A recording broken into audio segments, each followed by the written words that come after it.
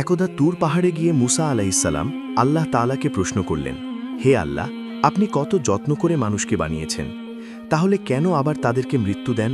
তখন আল্লাহ তাআলা মুসা আলাইহিসসালামকে ফসল ফলানোর আদেশ দিলেন। হজরত মুসা আলাইহিসসালাম আল্লাহর নির্দেশ মতো তাই করলেন। তিনি প্রচুর পরিমাণে গম উৎপাদন করলেন।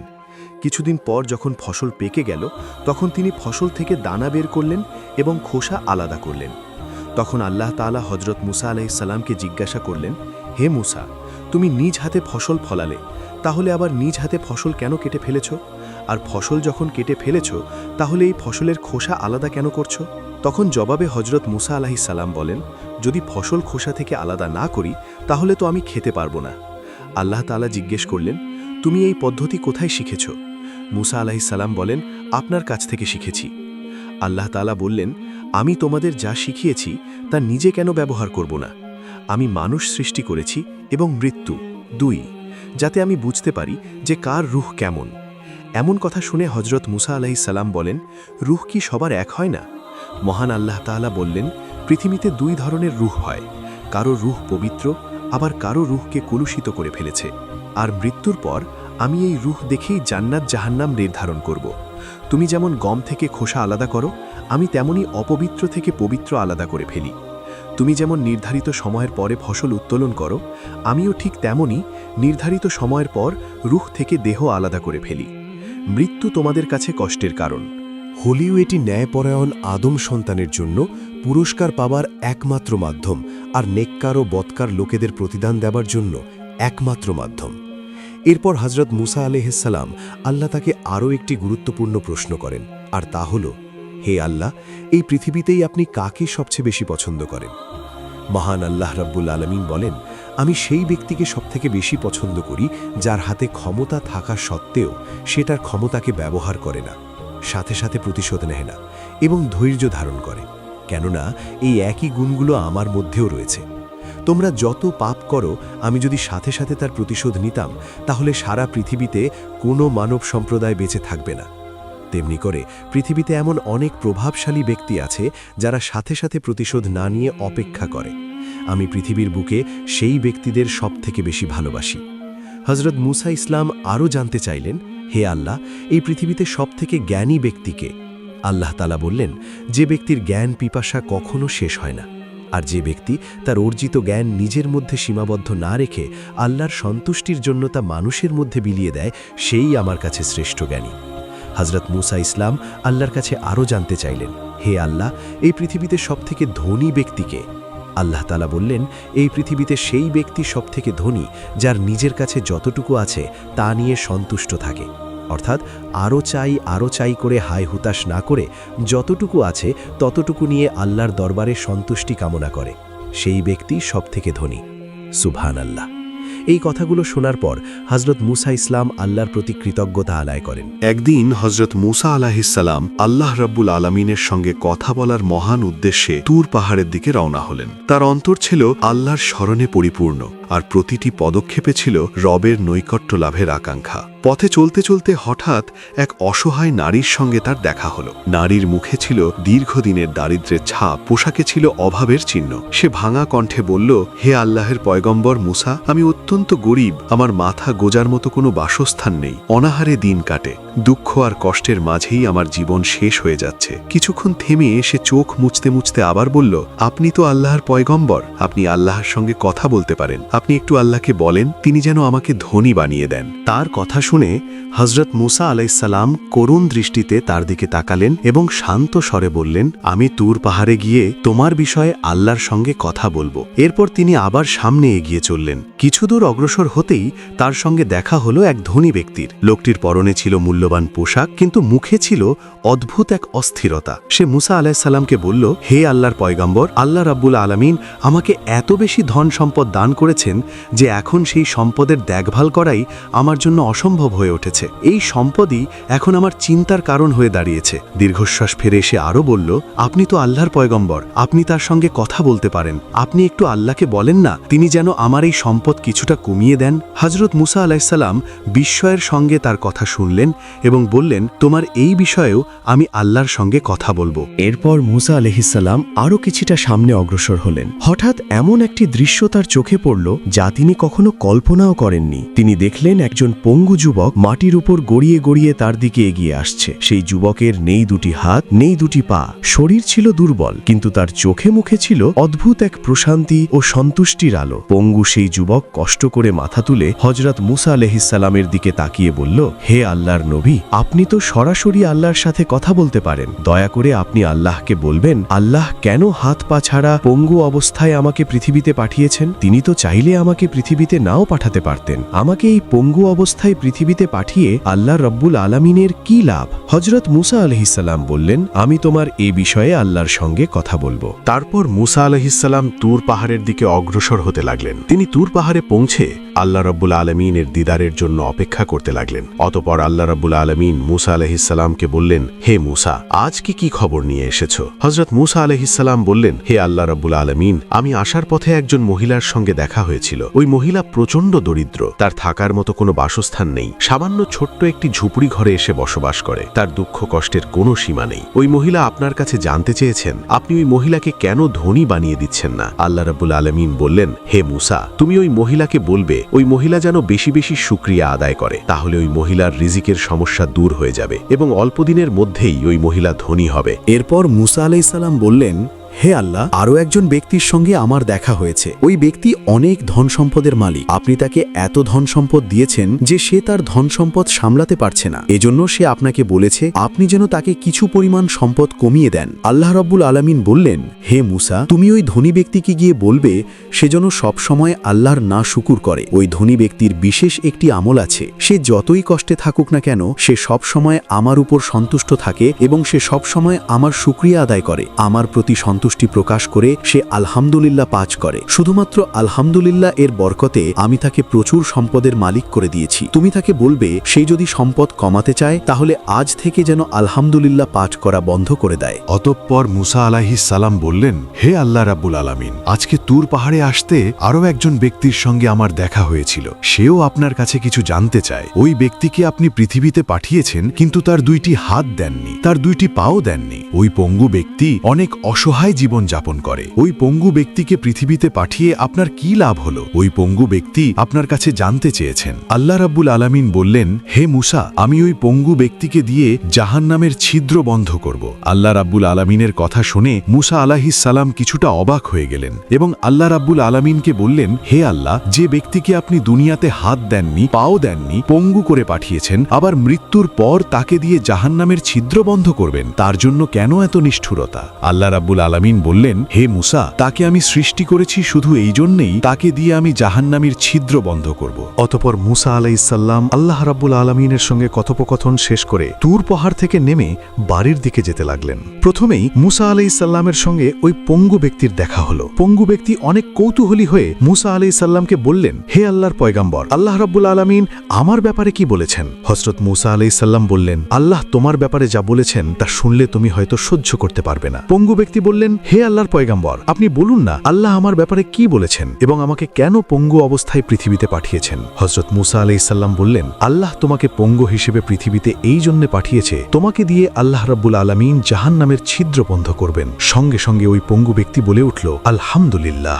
হযরত মুসা আলাইহিসসালাম এবার কিছুটা রেগে গেলেন এবং রেগে গিয়ে ওই পঙ্গু ব্যক্তিকে বললেন, আল্লাহ তোমাকে দিয়ে জান্নাতের ছিদ্র বন্ধ করবেন না, আল্লাহ তোমাকে দিয়ে জাহান্নামের ছিদ্র বন্ধ করবেন। ওই পঙ্গু ব্যক্তি আবারও বললেন, আলহামদুলিল্লাহ। হযরত মুসা আলাইহিসসালাম এবার অবাক হয়ে বললেন, তুমি কি পাগল নাকি? আল্লাহ তোমাকে হাত পা ছাড়াই পঙ্গু হিসাবে পৃথিবীতে পাঠিয়েছে, মৃত্যুর পর আবার তোমাকে দিয়ে জাহান্নামের ছিদ্র বন্ধ করবেন, তারপরও তুমি আল্লাহর শুকরিয়া আদায় করছো। ওই পঙ্গু ব্যক্তি বললেন, হে আল্লাহর পয়গম্বর, আমি এতদিন জানতাম আল্লাহ আমাকে অনর্থক সৃষ্টি করেছেন, আমি কোনো কাজেরই না, নিজের প্রতি আমার নিজের ঘৃণা হতো, কিন্তু আজ আমি জানতে পারলাম আল্লাহ রাব্বুল আলামিন আমাকে দিয়ে অন্তত জাহান্নামের ছিদ্র বন্ধ করবেন। আল্লাহ রাব্বুল আলামিন তার এই বিশেষ কাজের জন্য আমাকে সৃষ্টি করেছেন, এজন্য আমি আল্লাহ রাব্বুল আলামিনের দরবারে শুকরিয়া আদায় করলাম। হযরত মুসা আলাইহিসসালাম রেগে গিয়ে বললেন, তুমি তো আস্ত একটা পাগল। তোমাকে দিয়ে আল্লাহ জাহান্নামের ছিদ্র বন্ধ করবেন, আর এই কথা শুনে তুমি আল্লাহর শুকরিয়া আদায় করলে? তোমার মতো পাগলের সাথে কথা বলার কোনো সময় আমার নেই। এই বলে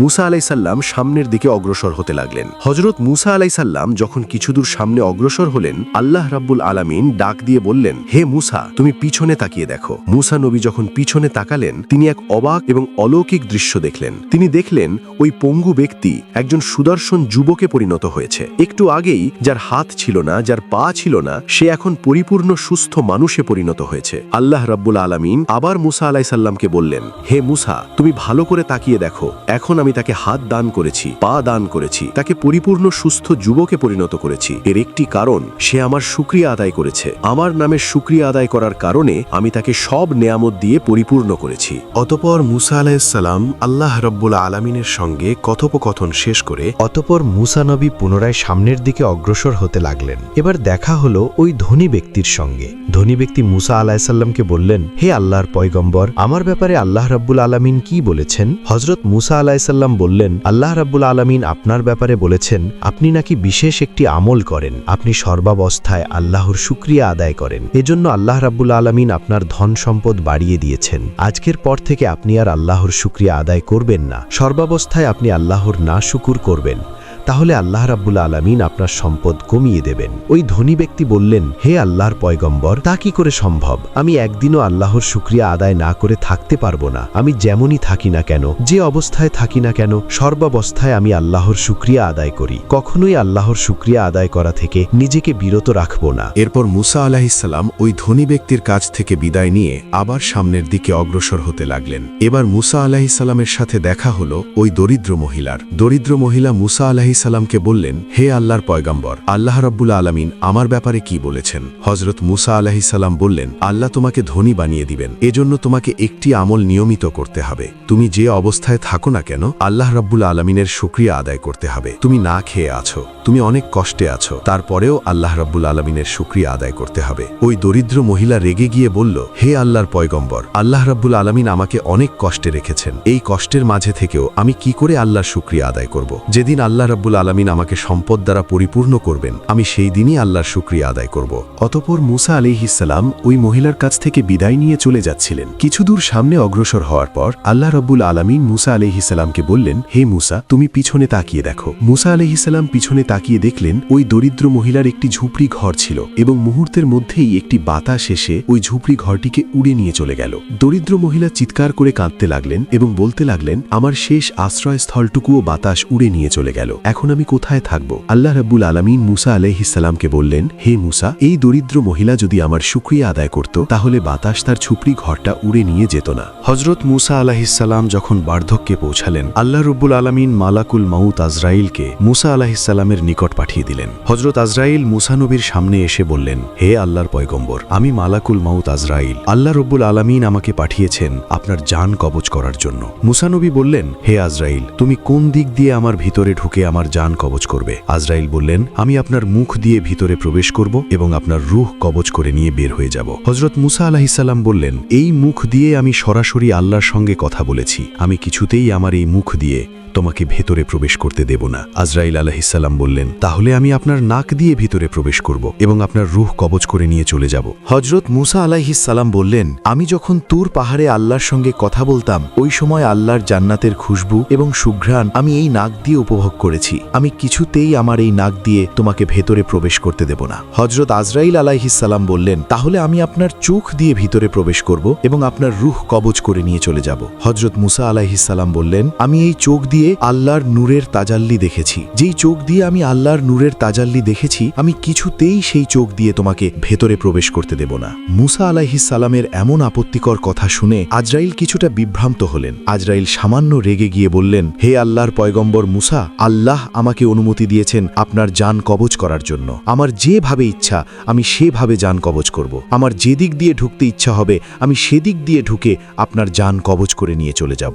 আজরাইলের এমন কথা শুনে মুসা আলাইহিসাল্লাম প্রচণ্ড রেগে গেলেন এবং রেগে গিয়ে আজরাইলকে অনেক জোরে একটি থাপ্পড় মারলেন। মুসা আলাইহিসাল্লাম আজরাইলকে এত জোরে থাপ্পড় মেরেছিলেন যে সঙ্গে সঙ্গে আজরাইলের একটি চোখ মাটিতে খুলে পড়ল। সৈয়দেনা আজরাইল আলাইহিসাল্লাম আর এক মুহূর্ত দেরি করলেন না। তিনি চোখটি হাতে করে নিয়ে আল্লাহ রব্বুল আলামিনের আরশের নিচে চলে গেলেন এবং আল্লাহ রব্বুল আলামিনকে বললেন, হে আল্লাহ রব্বুল আলামিন, আপনি এমন একজন ব্যক্তির রূহ কবজ করার জন্য আমাকে পাঠিয়েছেন যে ব্যক্তি প্রচণ্ড রাগী। আমি তার মুখ দিয়ে ভিতরে প্রবেশ করতে চাইলাম, সে বলল যে মুখ দিয়ে আপনার সঙ্গে কথা বলেছে সেই মুখ দিয়ে আমাকে সে ভিতরে প্রবেশ করতে দেবে না। অতঃপর আমি নাক দিয়ে প্রবেশ করতে চাইলাম, সে বলল ওই নাক দিয়ে সে আপনার জান্নাতের সুঘ্রাণ এবং সুবাস গ্রহণ করেছে, ওই নাক দিয়েও সে আমাকে ভিতরে প্রবেশ করতে দেবে না। এরপর আমি তার চোখ দিয়ে ভিতরে প্রবেশ করতে চাইলাম, সে বলল সে যে চোখ দিয়ে আপনার নূরের তাজাল্লি দেখেছি সেই চোখ দিয়ে আমাকে ভিতরে প্রবেশ করতে দেবে না। এরপর আমি যখন একটু রেগে গিয়ে তার ভেতরে জোর করে প্রবেশ করতে চাইলাম, অমনি সময় সে আমাকে এত জোরে থাপ্পড় মেরেছে যে আমার চোখ খুলে পড়ে গিয়েছে। আল্লাহ রব্বুল আলামিন আজরাইলকে বললেন, হে আজরাইল, আমি তোমাকে যার জান কবজ করার জন্য পাঠিয়েছি সে দুনিয়ার কোনো সাধারণ ব্যক্তি নয়। আমি অতীতে যতগুলো নবী রাসূল পৃথিবীতে পাঠিয়েছি এবং ভবিষ্যতে যতগুলো নবী রাসূল পৃথিবীতে পাঠাবো সবগুলো নবী রাসূলের চেয়ে এই মুসার রাগ অনেক বেশি। তুমি তো প্রথমেই ভুল করেছো। তুমি যখন মুসার কাছে উপস্থিত হয়েছো তুমি তো তাকে সালাম দাওনি। আর তুমি দ্বিতীয় ভুল করেছো, তুমি জোর করে তার ভিতরে প্রবেশ করতে চেয়েছো। অতঃপর আল্লাহ রব্বুল আলামিন আজরাইলের চোখ পুনরায় ভালো করে দিলেন। এরপর বললেন, হে আজরাইল, তুমি একটু অপেক্ষা করো, আমি দেখি আমার মুসার জান কিভাবে কবজ করা যায়। অতঃপর আল্লাহ রব্বুল আলামিন ওহির মাধ্যমে মুসা আলাইহিসসালামকে বললেন, আপনি কি পৃথিবীতে আরো বেঁচে থাকতে চান? তাহলে আপনি একটি গরুর পিঠের উপর হাত রাখুন। আপনার হাতের নিচে যতগুলো পশম থাকবে প্রত্যেকটি পশমের বিনিময়ে আপনাকে 1 বছর করে হায়াত দেব। অতঃপর মুসা আলাইহিসসালাম একটি গরুর সামনে গেলেন এবং গরুর পিঠের উপর হাত রাখলেন। আল্লাহ রব্বুল আলামিন বললেন, হে মুসা, তোমার হাতের নিচে যতগুলো পশম রয়েছে প্রত্যেকটি পশমের বিনিময়ে আমি তোমাকে 1 বছর করে হায়াত দিলাম। হযরত মুসা আলাইহিসসালাম বললেন, হে আল্লাহ রব্বুল আলামিন, আপনি আমাকে প্রতিটি পশমের বিনিময়ে 1 বছর করে হায়াত দিলেন, এরপর কি হবে? আল্লাহ রব্বুল আলামিন বললেন, এরপর যখন তোমার হায়াত ফুরিয়ে যাবে তখন তোমাকে মৃত্যুবরণ করতে হবে। হযরত মুসা আলাইহিসসালাম বললেন, হে আল্লাহ, তাহলে এই হায়াতের আমার কোনো প্রয়োজন নেই। একদিন যখন আমাকে মৃত্যুবরণ করতেই হবে তাহলে আর দেরি করে লাভ কি? এখনই মৃত্যুবরণ করা ভালো। এত কষ্ট করে পৃথিবীতে বেঁচে থাকার চাইতে আপনার দিদার লাভ করাই আমার কাছে শ্রেষ্ঠ। এই দীর্ঘ হায়াতের আমার কোনো প্রয়োজন নেই। আপনি আমার জান কবজ করে নিন। তবে আমার মৃত্যু হবার আগে আমি আপনার কাছে ছোট্ট একটি আরজি করতে চাই। আমি শেষবারের মতো আরেকবার আপনার দিদার লাভ করতে চাই। আল্লাহ রব্বুল আলামিন বললেন, মুসা, ঠিক আছে, আগামীকাল তাহলে তুর পাহাড়ে চলে এসো। অতঃপর মুসা আলাইহিসসালাম পরের দিন তুর পাহাড়ে চলে গেলেন। আল্লাহ রব্বুল আলামিন 70,000 নূরের পর্দা থেকে মুসা আলাইহিসসালামকে একটু নূরের তাজাল্লি দেখালেন। প্রথমবার যখন আল্লাহ রব্বুল আলামিন মুসা আলাইহিসসালামকে নূরের তাজাল্লি দেখিয়েছিলেন ওই সময় মুসা আলাইহিসসালাম বেহুশ হয়ে পড়েছিলেন। কিন্তু দ্বিতীয়বার যখন আল্লাহ রব্বুল আলামিন মুসা আলাইহিসসালামকে নূরের তাজাল্লি দেখালেন মুসা আলাইহিসসালাম অত্যন্ত আনন্দের সহিত তা উপভোগ করতে লাগলেন। হযরত মুসা আলাইহিসসালাম বললেন, হে আল্লাহ রব্বুল আলামিন, আপনার কাছে আমার একটি আরজি রয়েছে। শেষবারের মতো আমি আপনার কাছে একটি দোয়া করতে চাই, আপনি দয়া করে আমার দোয়াটি কবুল করবেন। আল্লাহ রব্বুল আলামিন বললেন, হে মুসা, কি দোয়া করতে চাও বলো। হযরত মুসা আলাইহিসসালাম বললেন, হে আল্লাহ রব্বুল আলামিন, আমার এই বনি ইসরায়েল জাতি কিয়ামত পর্যন্ত যেন রিজিকের সমস্যায় না পড়ে, আপনি তাদেরকে অফুরন্ত রিজিক দান করেন। অতঃপর আল্লাহ রাব্বুল আলামিন বললেন,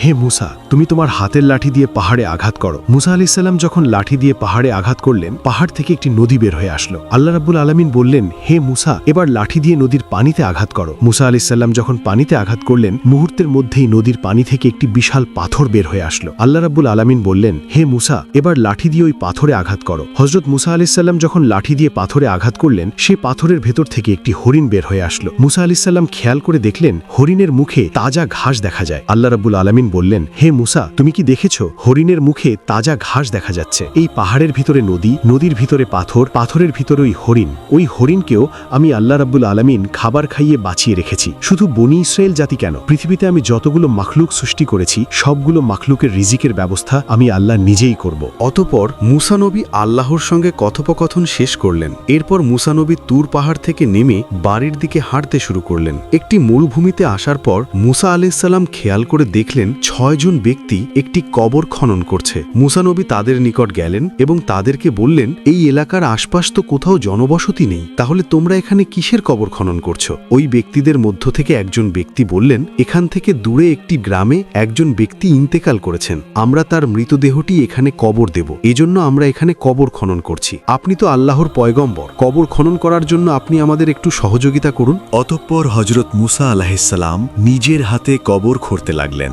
এক পর্যায়ে যখন কবর খননের কাজ শেষ হয়ে গেল, ওই 6 জন ব্যক্তি মুসা আলাইহিসসালামকে বললেন, হে আল্লাহর পয়গাম্বার, যে ব্যক্তি ইন্তেকাল করেছেন সেই ব্যক্তি দেখতেই কিছুটা আপনার মতো, তার দৈহিক গঠনও আপনার মতো। আপনি যদি একটু কবরে শুয়ে দেখতেন তাহলে আমরা নিশ্চিত হতে পারতাম ওই ব্যক্তির জন্য এই কবর সঠিকভাবে প্রস্তুত হয়েছে কিনা। অতঃপর হযরত মুসা আলাইহিসসালাম কবরে শুয়ে পড়লেন। মুসা নবী ওই কবরে শুয়ে অনেক আরাম এবং তৃপ্তি অনুভব করতে লাগলেন। এমন সময় আল্লাহ রাব্বুল আলামিন ফেরেশতা জিবরাইলকে বললেন, তুমি জান্নাত থেকে একটি আপেল নিয়ে যাও এবং মুসাকে এই আপেলটি খেতে বলো। সেই সাথে আল্লাহ রাব্বুল আলামিন ফেরেশতা আজরাইলকেও বললেন, মুসা যখন আপেলে কামড় দেবার জন্য হাঁ করবে, ঠিক ওই মুহূর্তে তুমি মুসার শরীরের ভিতর প্রবেশ করবে এবং তার জান কবজ করে নিয়ে আসবে। অতঃপর ফেরেশতা জিব্রাইল আলাইহিসসালাম মুসা নবীকে একটি আপেল এনে দিলেন এবং বললেন, হে আল্লাহর পয়গম্বর, এতক্ষণ আপনার সঙ্গে যারা কবর খনন করেছিল তারা কেউই মানুষ নয়, তারা সকলে ছিল আল্লাহর ফেরেশতা। আল্লাহ রাব্বুল আলামিন জান্নাত থেকে এই আপেলটি আপনার জন্য পাঠিয়েছেন। এই আপেলটি খাওয়ার পর আপনার মৃত্যু হবে। অতঃপর মুসা নবী আনন্দের সাথে সেই আপেলটি ভক্ষণ করলেন। এই সুযোগে ফেরেশতা আজরাইল আলাইহিসসালাম মুসা আলাইহিসসালামের ভেতরে প্রবেশ করে তার রূহ কবজ করে নিয়ে চলে গেলেন। এতক্ষণ মানুষরূপী যে সকল ফেরেশতা মুসা আলাইহিসসালামের সঙ্গে কবর খনন করেছিল, মুসা আলাইহিসসালামের জান কবজ হওয়ার পর ওই সকল ফেরেশতা মুসা আলাইহিসসালামকে পুনরায় কবর থেকে উপরে উঠালেন এবং ফেরেশতাগণ মুসা আলাইহিসসালামকে গোসল করালেন। জান্নাতি কাপড় দিয়ে মুসা আলাইহিসসালামের দেহকে আবৃত করালেন। অতঃপর হাজার হাজার ফেরেশতার উপস্থিতিতে মুসা আলাইহিসসালামের জানাজা সম্পন্ন হল। এরপর ফেরেশতাগণ মুসা আলাইহিসসালামকে পুনরায় কবরে দাফন করলেন। ফেরেশতাগণ মুসা আলাইহিসসালামকে কবরে দাফন করার পর আল্লাহ রাব্বুল আলামিন অলৌকিকভাবে মুসা আলাইহিসসালামের কবরের চিহ্ন এমনভাবে মিশিয়ে দিয়েছেন যেন কেউ বুঝতেই না পারে এখানে কোনো ব্যক্তিকে দাফন করা হয়েছে। কেননা ওই সময়ে বনি ইসরায়েল জাতি ছিল কবর পূজারী। তারা যদি জানত এখানে মুসাকে দাফন করা হয়েছে, তাহলে তারা মুসা আলাইহিসসালামের কবরকে কেন্দ্র করে শিরকের আস্তানা গড়ে তুলত। এটাই ছিল আমাদের আজকের ভিডিও। ভিডিওটি শেষ পর্যন্ত দেখার জন্য আপনাদেরকে অসংখ্য ধন্যবাদ। যদি ভিডিওটি আপনার কাছে ভালো লেগে থাকে তাহলে অবশ্যই লাইক দিন, আর আমাদের রাসূলের আদর্শ চ্যানেলটি সাবস্ক্রাইব করে পাশে থাকুন। আর কমেন্টে জানিয়ে দিন ভিডিওর কোন অংশটি আপনার কাছে সবচেয়ে বেশি ভালো লেগেছে। আসসালামু আলাইকুম।